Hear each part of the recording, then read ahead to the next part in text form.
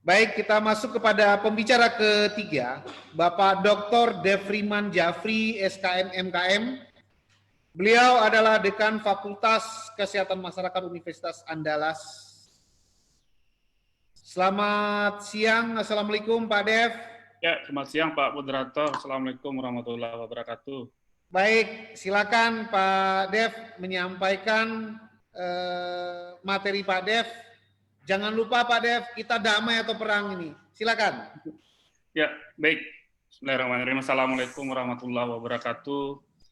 Waalaikumsalam. Ya, Bapak Direktur yang saya hormati dan Bapak Ibu Wadir dan juga Bapak Ibu Kaprodi dan tentunya yang kami muliakan Bapak narasumber, Pak Dr. Andani, Pak Masrul dan juga Bu Miss Fatria dan tentu hadirin Bapak Ibu yang berbahagia yang hadir pada acara webinar pada hari ini.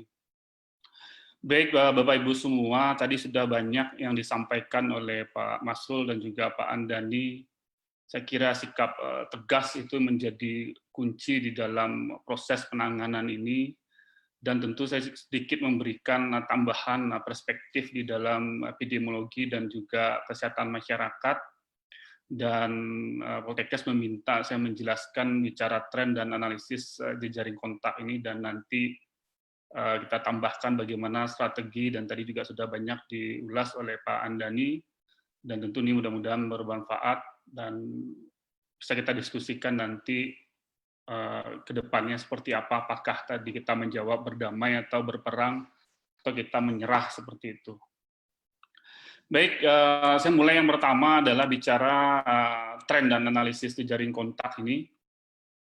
Kita lihat perkembangan bagaimana di Indonesia, kita bisa melihat pada grafik ini dari awal pertama dilaporkan kasus ini sampai ke 17 Mei 2020, dan kita bisa melihat perkembangannya dan trennya ini, mulai di PSBB diberlakukan pada 12 April, dan selanjutnya juga Permenhub nomor 25 itu tanggal 23 April, dan kita juga mendengar bahwa ada turunan surat edaran Dirjen Kemenhub, ya seolah-olah masyarakat mendengar bahwa ini adalah kelonggaran terhadap Permenhub yang sudah dilaksanakan atau yang sudah ditetapkan tanggal 23 April.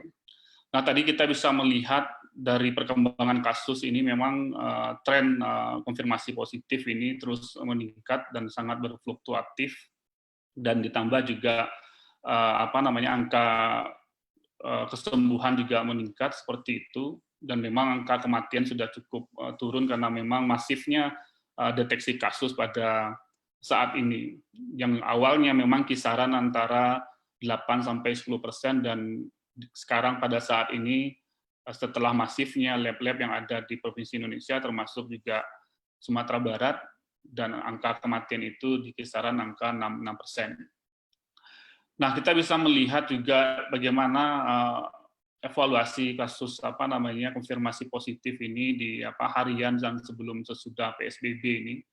Dan memang kita mendapatkan data dari Dinas Kesehatan dan juga yang sudah didokumentasikan melalui website corona.sumbarprof.go.id ini, memang angka ODP ini cenderung menurun setelah PSBB dilakukan.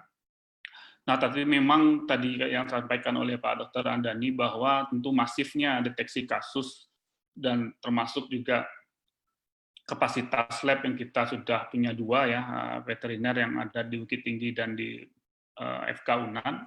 Dan ini memang terjadi peningkatan kasus. Dan ini sangat beruntung kita punya Pak Andani dan kawan-kawan, dan tadi Pak Andani sudah menyatakan bahwa nomor 2 di Indonesia, dan ini untuk salah satu bagaimana deteksi kasus ini dapat memutus mata rantai ke depan. Nah, tentu kita bisa melihat evaluasi ini menjadi penting, bedakan antara peningkatan dan penemuan kasus ini. Nah, tentu kita juga bisa melihat jumlah PDP juga sebenarnya cukup meningkat setelah PSBB ini. Ini data dari provinsi di angka sekitar 18% dari total kasus yang ada pada saat ini. Nah, tentu ini kita akan evaluasi ke depan, dan tapi kita ada harapan dalam hal ini bahwa angka kesembuhan itu ya cenderung meningkat, dan angka kematian kita bisa lihat sampai saat ini kalau nggak salah 22 orang dari 409 kasus ini. Nah, selanjutnya kita melihat, tadi Pak Andani juga bertanya, nih saya coba mensimulasikan ini ada antara jumlah suspek dan jumlah konfirmasi yang positif. Jadi kita lihat dari 409 kasus ini per 17 Mei kemarin itu, kita lihat rata-rata berapa harian jumlah kasus itu, dan kita bisa katakan jumlah rata-rata itu adalah 6,9 atau dikatakan 7 kasus per per hari dari 409 kasus yang sudah kita dokumentasikan. Nah, tentu ini menjadi apresiasi kita bersama, yang saya sama setuju dengan Pak Andani tadi bahwa tentu penemuan kasus ini pejuang yang sebenarnya di lapangan itu dalam mendeteksi ini tentu teman-teman surveillance dan juga epidemiologis yang ada di lapangan di kabupaten kota, dan tentu juga dengan kapasitas lab yang kita punya menjadi kecepatan di dalam diagnosis dan juga hasil yang kita peroleh pada saat ini. Nah, tentu apakah peningkatan ini cukup signifikan, apakah PSBB gagal atau tidak, ini nanti kan kita bahas di slide berikutnya. Nah, ini jadi menarik, nih kan kita update ke depan, ini adalah hasil per tanggal 11 Mei kemarin, dan ini yang sebenarnya real data, kita lihat simptom yang yang warna biru ini jumlah orang yang dikatakan kapan gejala dimulai, yang warna biru barnya, sedangkan yang merah itu adalah tanggal terima spesimen lab-nya. Nah, sedangkan yang hijau itu adalah tanggal dilaporkan atau dipublikasikan hasilnya. Nah, ini yang perlu nanti, ya orang banyak bertanya bagaimana kurva epidemiologi nanti di Provinsi Sumatera Barat, dan saya kira ini salah satu data yang penting nanti kita bisa olah lebih dalam dan menjadi bagian di dalam nanti mengambil kebijakan ke depan.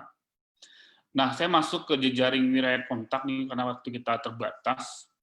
Nah, kita bisa melihat Kota Padang menjadi sumber terbesar di dalam konfirmasi positif ini, dan itu sebanyak 63,36% dari 393 kasus per 15 Mei yang kami terima, karena memang baru yang 409 ini detail dengan riwayat kontaknya baru kemarin malam saya terima dari Dinas Kesehatan, dan baru sempat diolah itu adalah 393 kasus per 15 Mei ini. Nah, kita bisa lihat yang warna kuning ini adalah Kota Padang semua. Nanti kita jelaskan klasternya nanti Kota Padang, dan tentu kita bisa melihat hanya bisa menjelaskan bagaimana arah riwayat kontak itu, tentu detail informasi yang kami peroleh dari tenaga surveillance di lapangan yang dikumpulkan atau didokumentasikan oleh Dinas Kesehatan Provinsi Sumatera Barat. Nah, tentu banyak saat ini laporan yang saya terima dari dinas itu yang terdeteksi di Pasaraya yang OTG ini yang tidak jelas siapa dengan riwayat kontak individunya. Tentu kita tidak bisa menggambarkan jejaring riwayat kontak ini, yang hanya ada adalah mereka adalah pedagang atau wira swasta yang berada di Pasaraya seperti itu. Nah, selanjutnya kita bisa lihat kasus impor dan lokal. Kita lihat dari detail ini, memang kasus impor di Sumatera Barat setelah pasca PSBB itu sangat ditekan sekali, tidak banyak, artinya signifikan terjadi penurunan kasus impor. Tapi beberapa tentu juga ada, kami melihat ada 3 kabupaten kota, nanti kita jelaskan dari kesimpulannya. Nah, jadi memang ya tentu dimaknai kasus impor ini apakah kita bicara wilayah provinsi atau kabupaten kota, ini perlu kita maknai dan kita pilah. Tentu kalau bicara di kabupaten kota, kita bisa mengatakan dia impor dari satu kabupaten lain atau kota yang lain. Sedangkan tentu kalau bicara Provinsi Sumatera Barat, tentu di luar dari Provinsi Sumatera Barat, dan itu pun juga harus detail kita melihat riwayat kontaknya, apakah memang dia ditularkan di daerah terjangkit sebelumnya atau memang masuk di wilayah kita sebagai transmisi lokal tentunya. Nah, tapi dari beberapa informasi juga ada yang status riwayat kontak ini apakah dia kasus atau lokal, ya kita bisa belum menyimpulkan, makanya kita buat saja tanpa keterangan karena memang tidak jelas kasus ini. Nah, yang menarik adalah kalau kita bisa melihat jejaring riwayat kontak ini berdasarkan status kasusnya ini. Nah, kita bisa melihat angka kematian itu 5,3%. Nah, ini turun sedikit, lebih rendah sedikit dibandingkan nasional 6%. Nah, sedangkan angka kesembuhan 22,14%. Nah, dari yang kasus 393 kasus itu, kita coba hitung itu, orang tanpa gejala itu sebanyak 64,1%. Dan bisa saja ini sangat dinamis sekali, kemarin juga sampai angkanya 72, dan kami bisa menyimpulkan tidak kurang dari 50% itu adalah OTG. Nah, sedangkan yang meninggal dari 5,3% ini, dan 22 orang itu, 61,9% adalah yang mempunyai riwayat komorbid, yang tadi sudah sampaikan Pak Masrul dan juga Pak Andani, dan itu rata-rata ada yang PJK juga, ada yang asma, termasuk juga DM, dan juga ada yang PPOK. Nah, tentu dalam hal ini kita bisa melihat usia yang meninggal itu tidak hanya yang tua saja, artinya dalam kisaran umur 40 sampai 70 tahun, tapi juga ada yang muda, mungkin kasus yang tanah datar itu, dan itu juga dipastikan apakah benar-benar meninggalnya adalah COVID-19 atau memang yang tadi bisa saja jantung dan lain-lain gitu. Dan saya juga mengetahui bahwa ada riwayat epilepsi juga pada kasus yang muda ini. Nah, tentu kita bisa lihat Bapak Ibu, ada harapan kita bisa lihat bahwa yang sembuh yang warna hijau tua ini kita bisa lihat sebarannya, yang sembuh juga cukup banyak, dan tentu juga isolasi yang di rumah yang mandiri juga banyak. Ini juga menjadi menarik nanti kita ke depan bahwa ya memastikan isolasi mandiri ini menjadi kunci juga ke depan di dalam penanganan, karena kalau tidak ditangani dengan baik, ya ini kan juga akan menularkan ke yang lain, termasuk juga possible atau potensi itu juga bisa pada orang-orang yang mempunyai penyakit penyerta ke depan.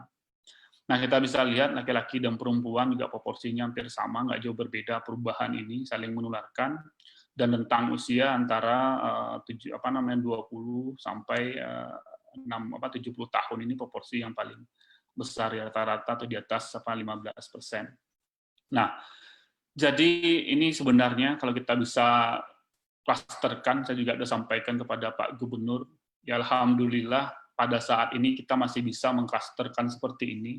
Saya tidak terbayang yang tadi dikatakan oleh Pak Andani, kalau memang masa erupsi itu, atau dalam hal kami katakan skenario yang keempat, dengan kondisi yang namanya penularan komunitas, mungkin saya tidak bisa lagi memetakan yang ini, di mana dia menularkan dan apakah dia impor atau kasus lokal, dan tentu ini menjadi bagian penting di dalam kita memutus mata rantai ini.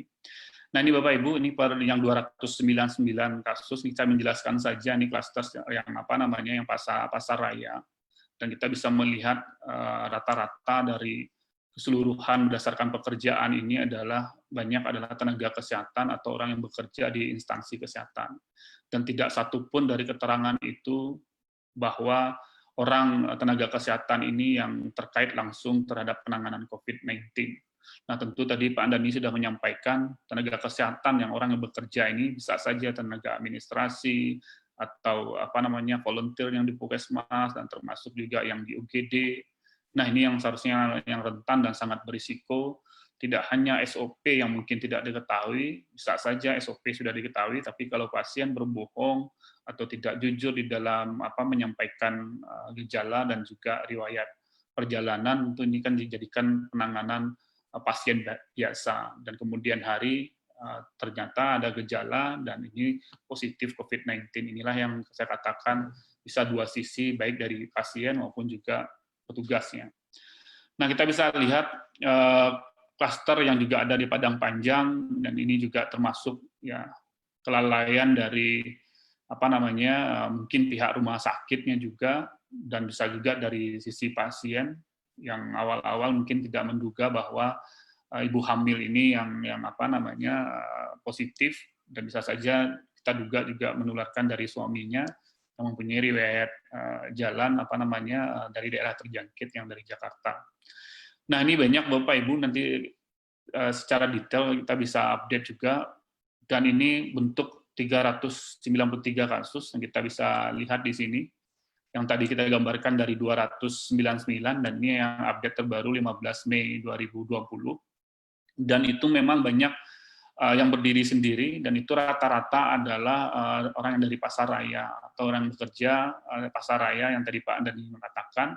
Dan ini kita belum bisa mengaitkan ke klaster yang ini karena memang dari detail itu belum tahu siapa yang apa namanya, apakah bisa saja dia kasus impor atau bisa saja dia memang ditularkan melalui apa namanya, teman-teman atau pedagang-pedagang atau pembeli yang ada di pasaraya. Dan yang sama, jadi fluktuasi proporsi masing-masing pekerjaan itu, intinya tenaga kesehatan itu lebih dari 20% dan diikuti pedagang dan pegawai, dan termasuk juga ibu rumah tangga. Jadi memang kita bisa melihat pekerjaan ini, kita bisa memproporsikan yang utamanya adalah petugas dan termasuk juga pedagang dan ibu rumah tangga ini menjadi proporsi yang terbesar di dalam kasus positif COVID-19 di Sumatera Barat.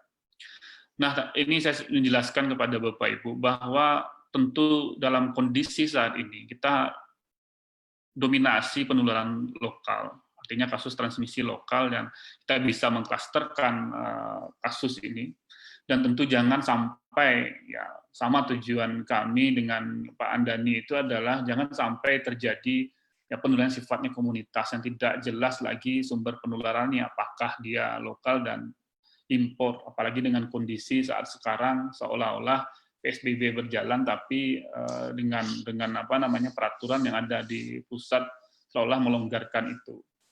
Nah, ini apalagi juga potensi terjadi ketika kita mau lebaran dan harus mudik dan pulang kampung. Ini menjadi ya potensi atau ancaman ke depan terjadinya outbreak yang kita tidak bisa menangani secara masif di dalam apa namanya persiapan kapasitas rumah sakit dan juga pelayanan dalam hal ini.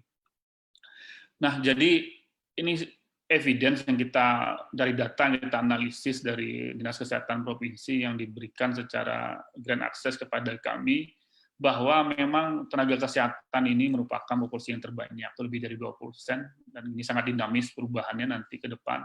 Kalau masif nanti di pasaraya, ya kalau memang itu nanti terdeteksi oleh tenaga-tenaga surveillance, ya bisa saja tenaga kesehatan ini menjadi nomor 2, malah menjadi banyak pedagang dan apa namanya pegawai toko yang ada di pasaraya, atau malah pembeli sendiri. Nah, isolasi mandiri dan yang di rumah ini menjadi sumber penularan utama yang kami lihat setelah PSBB, yang tentunya tadi Pak Andani sudah mengatakan OTG yang banyak di apa namanya yang dideteksi ini ya, seharusnya juga harus dibekali dengan apa namanya edukasi bagaimana isolasi mandiri yang baik itu di rumah. Karena bagaimanapun di detail riwayat kontak tracing ini yang kami dapatkan, informasi kami olah ini, memang sumbernya itu banyak dari yang berkaitan dengan pasien kasus-kasus yang melaksanakan isolasi mandiri ini. Nah, tentu ini supaya pekerjaan Pak Andani dan kawan-kawan ini tidak bekerja selama-lamanya, ya tentu ini juga harus ditangani dengan baik. Kalau enggak, artinya bisa saya katakan ketika kita sudah menangkap yang OTG ini, kalau tidak ditangani dengan baik, ya tentu OTG ini akan menularkan orang lain dan kita akan menangkap lagi yang orang lain itu. Ini menurut saya kerjaan yang sia-sia kalau tidak menjadi perhatian pemerintah ke depan. Nah, tentu juga perlu diingat juga OTG yang kita tangkap ini atau ODP ini tentu juga akan berpotensi menularkan menjadi status orang yang komorbid. Nah, bisa saja nanti butuh rawatan dan tentu kita tidak sanggup merawat PDP dan kemudian hari adalah menjadi status yang konfirmasi positif ke depan. Nah, Pasaraya merupakan klaster terbesar di Provinsi Sumatera Barat. Ya, tentu kasus konfirmasi positif ini saya katakan lebih dari 50% yang berada di Kota Padang, yang angkanya sudah sampai 60%. Dan dari data yang namanya analisis itu, tadi saya katakan lebih dari 50% adalah transmisi OTG, sedangkan ODP 25%, sedangkan PDP adalah 18% dari data yang terakhir 409 kasus. Nah, lebih dari 50% meninggal membawa penyakit penyerta atau komorbid, dan kasus impor ini masih ada juga terjadi di PSBB diterapkan itu di Padang Panjang, Padang, dan Bukit Tinggi, dan rata-rata itu memang dari Jakarta. Dan peningkatan penemuan kasus ini sangat signifikan setelah PSBB. Nah, kita bisa melihat harus diperhatikan dari klaster itu mana yang klaster yang berdiri sendiri, dan tentu juga mana yang klaster yang berkaitan dengan atau berhubungan dengan klaster yang sebelumnya. Nah, tentu saya katakan ya bisa saja yang 21,5% ini ya ke depan ketika tenaga surveillance ini lebih detail lagi, ya tentu kalau tidak kasus impor, ya tentu dia berkaitan dengan transmisi lokal dari klaster yang sebelumnya. Nah, ada harapan tadi saya katakan angka kesembuhan itu meningkat 3,87%, dan saya kira ke depan akan naik lagi setelah PSBB, dan ini menjadi harapan baru bagi kita. Ternyata apa yang katakan Pak Andani tadi, risk communication itu menjadi penting. Artinya apa? Seharusnya kita tonjolkan adalah angka kesembuhan ini, biar masyarakat juga tidak takut, tapi juga tetap waspada di dalam menghadapi penyebaran atau penularan COVID ini. Nah, ini juga kita bisa melihat angka-angka yang sangat rentan sekali tadi saya katakan usia ini, dan tentu ini akan sangat dinamis saja perubahan-perubahan ini, ya tergantung kita mendeteksi dengan kondisi dan kecepatan di dalam kita penanganannya ke depan. Nah, terus saya sedikit menjelaskan apa menjadi potensi ke depan. Tentu kalau kita bicara epidemiologi, ya ini yang paling triad epidemiologi ini menjadi basic di dalam kita melihat bicara orang, waktu, dan tempat ini. Nah, tentu kita bisa melihat orangnya siapa tadi, ya tenaga kesehatan, ibu rumah tangga, pedagang toko, dan bisa saja ke depan itu bicara mahasiswa dan pelajar nanti ke depan ketika kalau memang pemerintah ingin memulai lagi aktivitas ini yang menjadi potensi-potensi ke depan.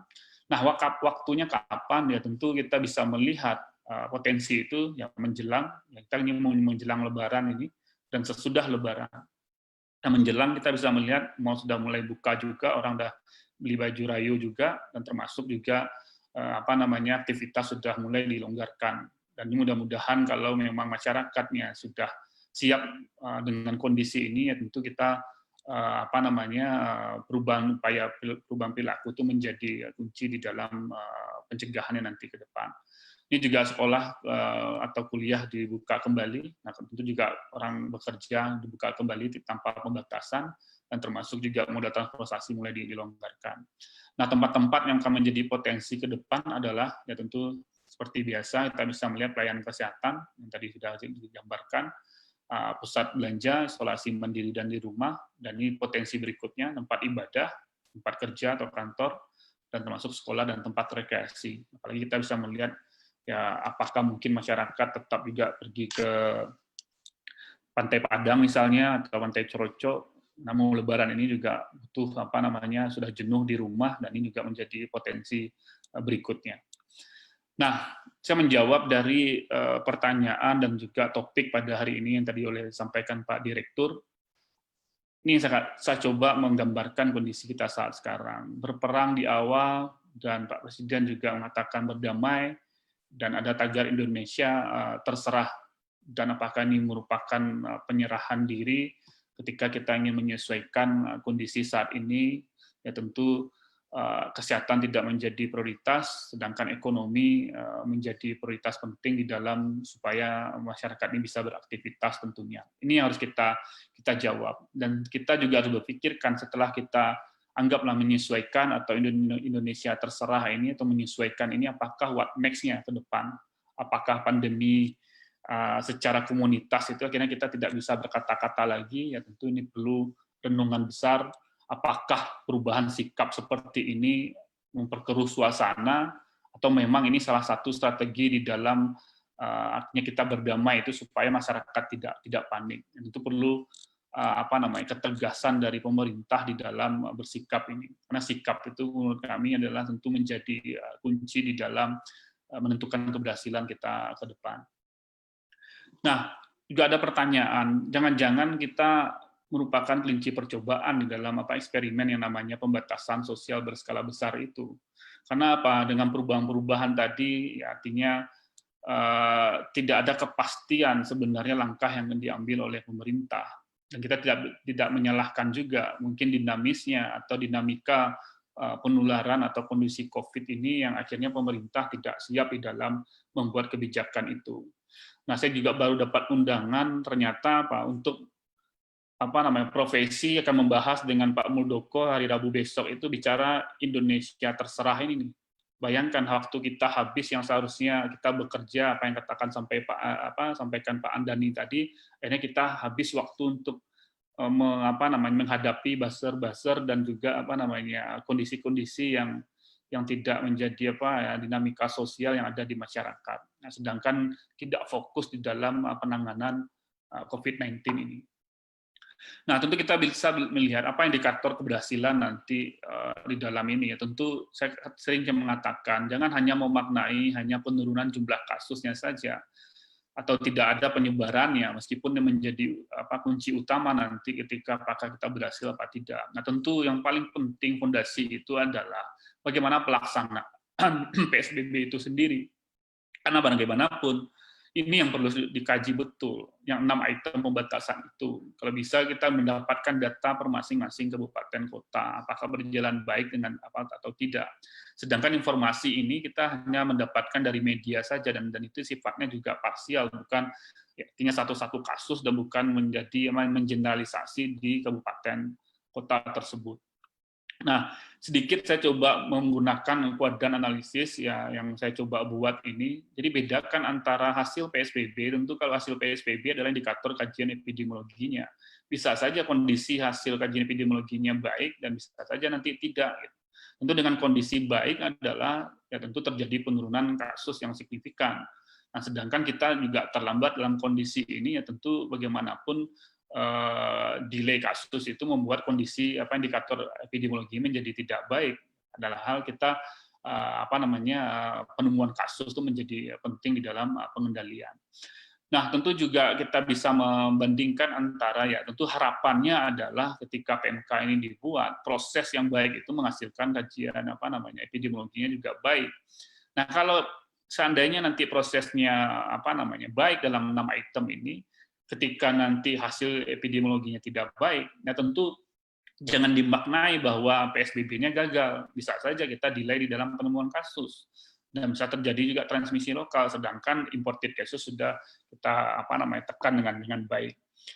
Nah, ada juga kondisi nanti kabupaten kota pembatasan atau PSBB-nya ini tidak berjalan dengan baik, tapi kasusnya mungkin turun atau tidak ada sama sekali kasus atau 0 kasus. Nah, ini yang perlu dipertanyakan, sudah berapa persen sampel swab-nya yang akan diambil yang di populasi. Bukan bicara 20 atau 30 sampel saja dan dibandingkan dengan populasi yang ada. Dan perlu juga kita menilai yang disebut dengan simptom based surveillance yang ada di kabupaten kota, termasuk juga angka kematian atau surveillance yang sudah dilakukan oleh masyarakat surveillance yang ada di kabupaten tersebut. Nah, jadi intinya adalah jangan hanya memanai peningkatan atau penurunan, atau dari dua sisi itu tentu perlu kita melihat proses ini, karena proses inilah yang seharusnya menjadi bekal atau menjadi fondasi ke depan kita akan menghadapi skenario yang lebih parah lagi pada saat sekarang ini. Nah, saya coba mensimulasikan bahwa artinya yang kita kerjakan sekarang ini kalau di bahasa Minang itu adalah ya menci-manci atau petak umpet gitu kalau bahasa orang-orang Jakarta atau Indonesianya. Artinya virus yang kita cari ini kan memang tidak bisa terlihat. Nah, tentu jangan dianggap ini hanya satu episode saja. Kita pahami bahwa COVID-19 ini di dalam epidemiologi disebut dengan propagated source atau spread gitu. Artinya dia akan bergelombang ketika kita sudah bisa menangani transmisi lokal dengan baik. Tantangan ke depannya adalah akan menghadapi kasus impor. Kenapa kasus impor? Ya tentu kita masif di dalam mendeteksi. Ketika kita sudah kontrol dengan baik, anggaplah nanti 0 kasusnya di Sumbar, sedangkan Pekanbaru, Jambi, Medan baru merangkak naik, yaitu kan menjadi ancaman bagi Sumatera Barat dan termasuk juga Jakarta dan Kuala Lumpur atau Malaysia sendiri nantinya.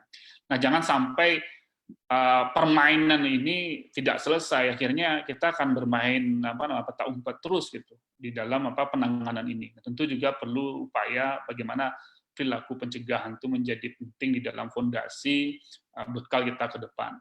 Nah, masalahnya apa? Ini saya coba merunut dari beberapa diskusi dan juga pantauan kami dan analisis kami. Yang pertama adalah, jadi setuju saya sampaikan oleh Pak Andani tadi, informasi risiko ini yang menjadi yang salah di awal. Karena upaya pencegahan belum sepenuhnya sampai di masyarakat. Karena apa? Dampaknya apa? Tentu kepedulian, kesadaran orang mengenai COVID-19 ini sangat kurang, dan termasuk juga ketakutan tadi. Nah, orang banyak berpikir di awal bicara dampak, bukan bicara risk, gitu. Tanpa mengenal, kita menilai risiko itu dengan baik, dengan cermat.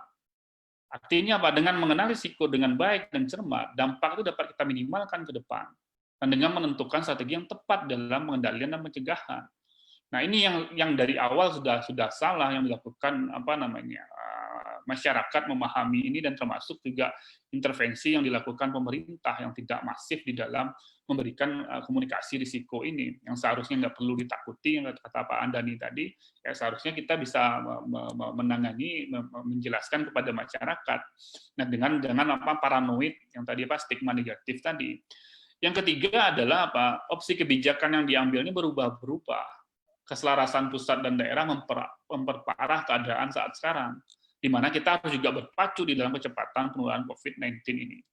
Nah, perlu juga tadi saya katakan, paradigma atau istilahnya orientasi atau sikap ini jangan berubah-ubah.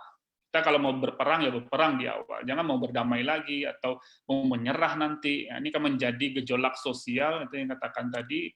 Gejolak sosial ini akan menghabiskan energi, sedangkan kita fokus di dalam deteksi dan kontak tracing, termasuk juga edukasi kepada masyarakat. Nah, ada juga tarik-menarik kepentingan dalam upaya 6 item pembatasan sosial ini. Jadi nggak jelas prioritasnya. Makanya kami juga berdiskusi, ya seharusnya yang paling tepat itu bukan PMK-nya, bukan Kementerian Kesehatan, seharusnya Kepres gitu. Akhirnya apa? Supaya tidak ada, artinya Kemenhub juga buat aturan, di sisi lain mau menekan, di sisi lain mau melonggarkan. Jadi nggak jelas prioritas yang akan kita coba lihat pada saat sekarang ini. Nah, dari situ banyak kita melihat dari diskusi dan kita lihat pantauan di masyarakat, ini kalimat-kalimat yang banyak yang keluar, ketidaktahuan, ketidakpedulian, ketidakpahaman, ketidakdisiplinan, ketidaksiapan, ketidakjelasan. Nah, paling ujurnya aja adalah ketidakpercayaan. Nah, ini menjadi kondisi saat ini. Makanya yang buat saya tanda tanya seperti ini, ya bagaimana kita memikirkan untuk mengintervensi ini. Nah, ini kan semuanya rata-rata ini bicara, ya mohon maaf, perilaku, bicara sikap, pengetahuan, termasuk juga tindakan yang kita akan lakukan. Nah, ini menjadi penting yang Bapak Ibu harus pikirkan. Artinya ini rata-rata juga kita di Politeknik Kesehatan, ya tentu kita bicara Kesmas, ya ini yang perlu dipikirkan. Nah, saya juga nggak bisa berspekulasi apakah ini tidak efektif di dalam saat sekarang, sedangkan ya tentu ini menjadi fondasi saya kira ke depan.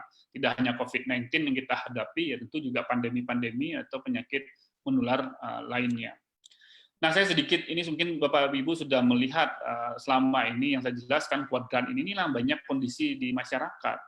Ya tentu kita-kita yang ini kelompok yang aman, pengetahuan yang tinggi, dan kita juga sangat peduli di situ. Yang tadi saya katakan, banyak kelompok-kelompok yang panik saat sekarang. Karena apa? Pengetahuannya yang rendah, dia peduli tapi pengetahuannya rendah. Tidak tahu bagaimana risiko COVID-19 itu. Dan tidak tahu juga bagaimana penanganan, bagaimana menghadapi penularan itu. Ada di sisi lain kelompok yang menganggap enteng. Pengetahuan tinggi tapi artinya tidak peduli juga. Nah, termasuk juga yang percaya herd immunity. Karena herd immunity ya hati-hati juga. Ketika apakah kita tunggu populasi ini terinfeksi 80% dan itu kita tidak tahu kapan itu terbentuk herd immunity itu. Ini salah satu di situ. Termasuk juga kepala daerah dengan kondisi ini masih ada juga yang sibuk dengan pilkada juga. Nah, tentu yang ini yang paling parah, yang merah ini.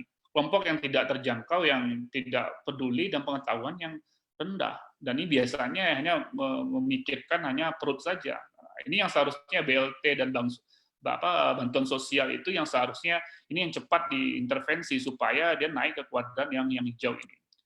Nah, itu yang perlu kami sampaikan. Ya tentu yang tadi kata Pak Andani katanya, kira banyak orang yang tidak hanya masyarakat tapi juga petugas mengucilkan, menolak, percaya hoax misalnya, yang bisa ini karena ada kepercayaan di dalam hal ini. Stigma itu terbentuk di sini. Nah, tentu ini menjadi kita pikirkan bersama-sama bagaimana edukasi ke masyarakat ini harus secara masif juga. Saya sudah sampaikan kepada Pak Dirjen, Pak Menteri kemarin melalui apa yang diadakan di UNAN itu. Jangan kita bicara hilirnya saja, di hulunya ini yang paling penting.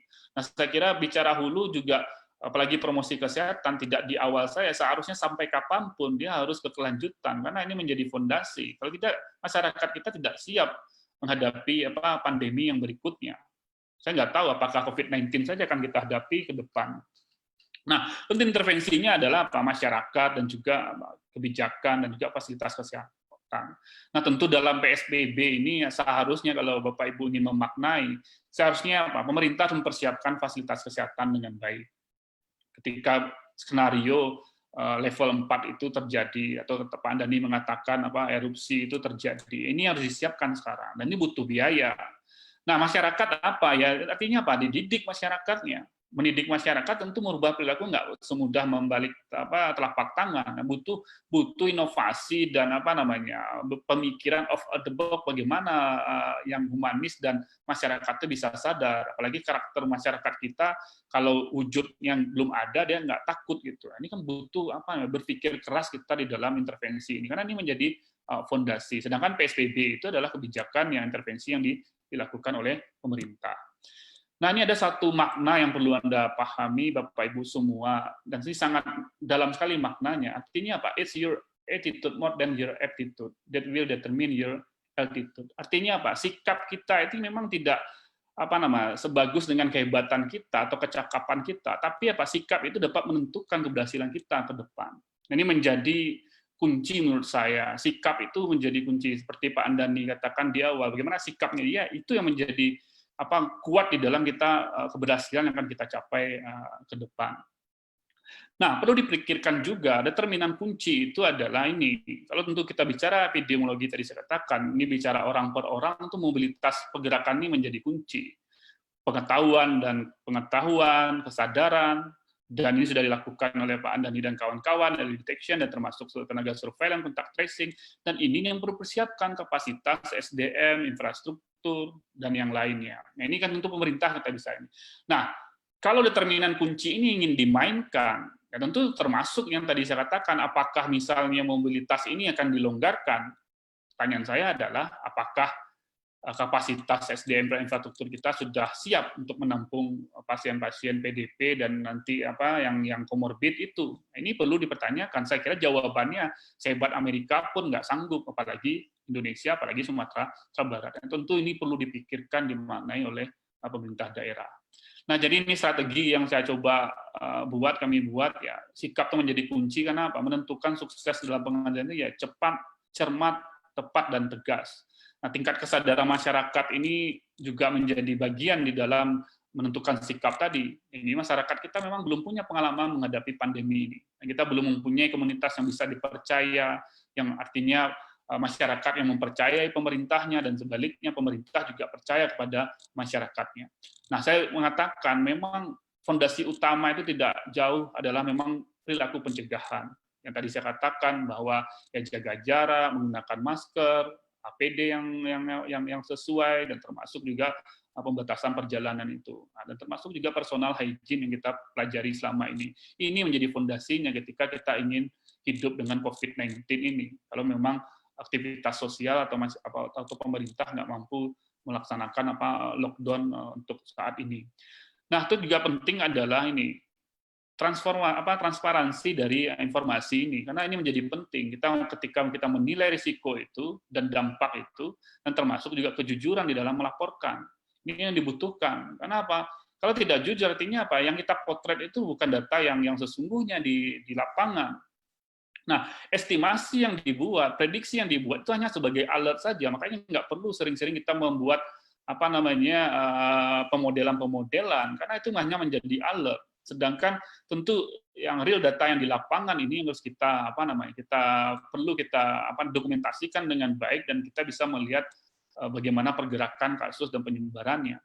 Nah, tentu ini tindakan pencegahan yang proaktif ya dimulai sejak dini, dan saya katakan harus masif di dalam tindakan pencegahan ini. Apalagi kita bandara, siapa yang mau mengedukasi orang-orang yang mau datang dari Jakarta, dari Kuala Lumpur, ya saya nggak bisa membayangkan ya pasti kasus impor itu dan PDP dan juga ini kan akan lebih banyak lagi kalau memang masyarakat belum terbentuk upaya perilaku pencegahan ini di dalam baik individunya maupun juga keluarganya. Dan yang terakhir adalah ini Bapak Ibu semua, nah saya juga menawarkan ke depan biar lebih cepat lagi atau lebih masif lagi apa yang dilakukan Pak Andani dan kawan-kawan ini adalah tentu kontak tracing ini perlu dibuat detail menggunakan teknologi yang baru, apakah melalui sosial media atau istilahnya kalau kami itu adalah totalitarian surveillance atau kita menggunakan citizen empowerment. Nah, ini bisa dua pendekatan ini kita lakukan. Nah, tentu kalau memang masyarakat kita bisa mengawasi yang ODP atau OTG yang diisolasi mandiri ini, ya saya kira menjadi bagian penting nanti. Jangan-jangan yang orang tanpa gejala ini dia berkeliaran juga mau beli baju raya di mall. Ini menjadi gawat, akan menjadi klaster-klaster yang lebih besar lagi ke depan. Nah, ini kita perkuat ya fakta-fakta ilmiah, jangan percaya konspirasi dan lain-lain, karena memang kepercayaan otoritas publik ini menjadi kunci juga supaya ketegasan itu menjadi masyarakat juga yakin gitu. Ya sedikit berbeda dengan kayak di Australia, kayak di Taiwan, di Vietnam dan New Zealand itu memang yang menjelaskan kurva epidemi segala macam itu memang langsung perdana menterinya atau presidennya. Di kita kan juru bicaranya kadang-kadang itu juru bicara dibantah dengan kementerian. Nah, ini kan menjadi polemik lagi di kita. Nah, aspek kepemimpinan ini menjadi penting karena bagaimanapun kerjasama antara akademisi yang dilakukan oleh pemerintah daerah ya sama-sama dengan kami di UNAN ini juga menjadi bagian penting di dalam pengendalian. Bayangkan kalau tidak didengar apa yang kami sarankan ya siap-siap saja terjadi kondisi yang semuanya hampir yang dari awal saya mengawal ini sama Pak Andani, prediksi-prediksi yang kami buat itu memang terjadi. Dan mudah-mudahan Pak Gubernur dan juga Bupati Wali Kota menyadari ini, nah, termasuk juga bicara penyebarannya. Nah, tentu juga kita harus bersinergi. Tentu tidak hanya bagian kesehatan saja, tapi juga perspektif yang lain, termasuk ekonomi, sosial, budaya, dan politik. Nah, mungkin ini yang agak berbeda. Ada pertanyaan juga kemana apa bedanya dengan penanganan yang ada di provinsi lain. Nah, saya kira kalau memang ini masih ada yang namanya kearifan lokal atau local wisdom ini, nah ini yang perlu dibuat inovasi di dalam mungkin dalam penanganan atau di dalam memberikan edukasi kepada masyarakat supaya yang tadi Pak Presiden mengatakan di akhir kita itu bukan menyerah tapi melakukan proses adaptasi atau istilah lain kita merubah orientasi kita. Nah, ini yang perlu dimaknai yang harus dicari. Ya kata ahli antropologi dan juga komunikasi, sebenarnya local wisdom itu sudah tidak ada. Yang benar itu adalah local knowledge. Saya nggak mau berdebat tentang itu, tapi tentu yang penting ada inovasi yang kita butuhkan antara masyarakat kita Minang ini untuk bisa bagaimana mengendalikan itu bersama-sama, merubah adaptasi dan orientasi itu. Dan terakhir adalah, ini saya katakan, PSBB ini adalah suatu proses belajar banyak bagi kita, dan ini menjadi modal atau bekal kita ke depan ketika kita menghadapi pandemi ini. Atau kita katakan ketika COVID-19 ini tidak selesai, anggaplah 1 tahun, 2 tahun, atau 3 tahun ke depan, nah inilah yang menjadi bekal kita, dan saya kira ya upaya perubahan perilaku, dan termasuk juga apa yang dilakukan oleh teman-teman Lab FK, kontak tracing, dan juga deteksi dini itu menjadi bagian penting dan lebih lengkap lagi ketika proses promosi dan edukasi ini menjadi memperkuat kondisi itu supaya pekerjaan mendeteksi dan melakukan kontak tracing itu tidak sebuah permainan yang tidak selesai seperti itu. Tadi saya katakan menangkap yang satu, sedangkan yang ditangkap ini menularkan ke yang lain, akhirnya kita menangkap lagi yang lain itu, dan akhirnya berkepanjangan itu merupakan kerjaan yang sia-sia menurut saya. Itu saja. Wabillahi taufiq wal hidayah. Assalamualaikum warahmatullahi wabarakatuh.